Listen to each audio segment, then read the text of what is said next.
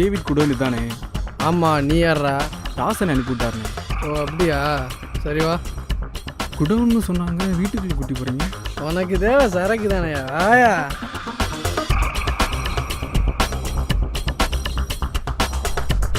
டேய் டேவிட்டு, தாஸ் ஆள் அனுப்பிச்சுட்ருக்கான். கூட்டு வா.